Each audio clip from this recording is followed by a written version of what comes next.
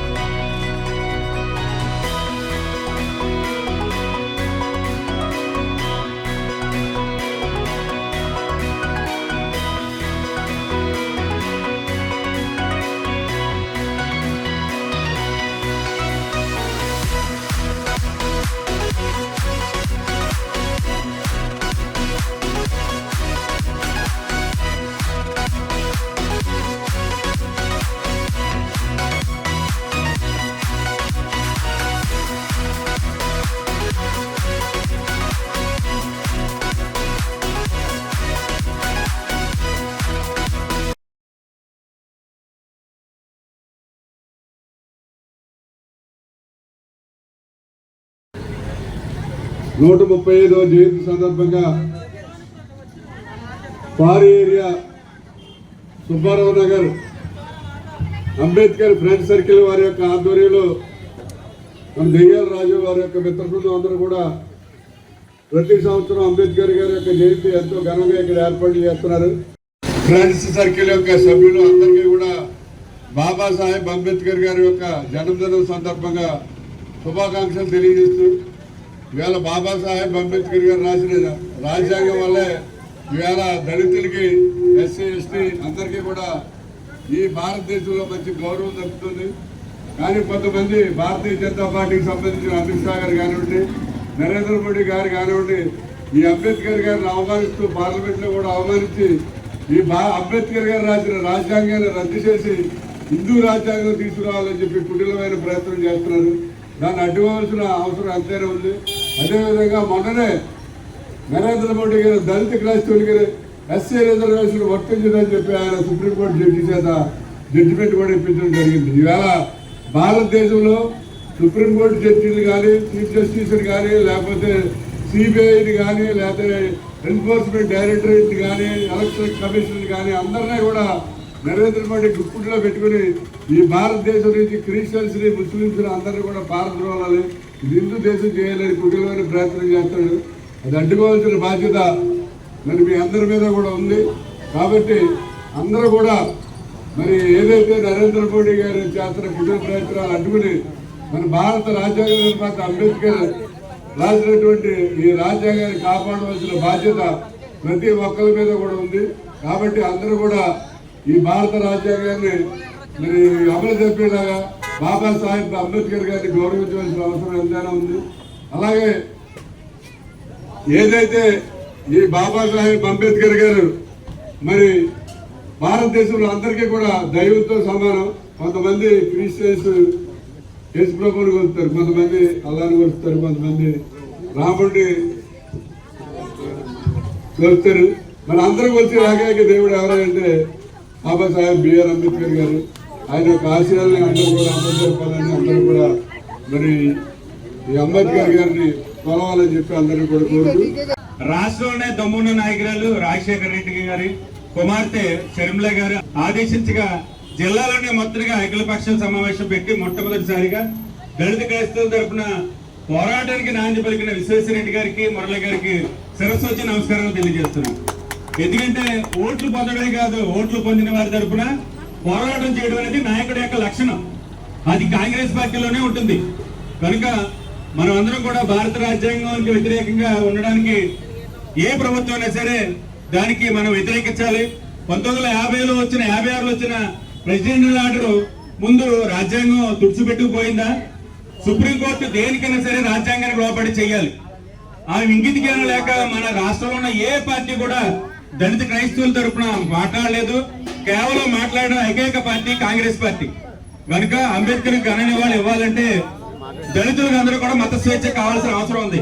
అట్టి మత స్వేచ్ఛ కోసం పోరాడే కాంగ్రెస్ పార్టీ కనుక అంబేద్కర్ కి అలనాడు రాజ్యాంగం రాసే అవకాశం ఇచ్చిందంటే ఎంతో మంది మేధావులు ఉన్నా కేవలం దేశంలోనే ఏకైక డిగ్రీలు చదివిన అంబేద్కర్ కి ఇచ్చిందంటే అది కాంగ్రెస్ పార్టీ యొక్క అవకాశమే.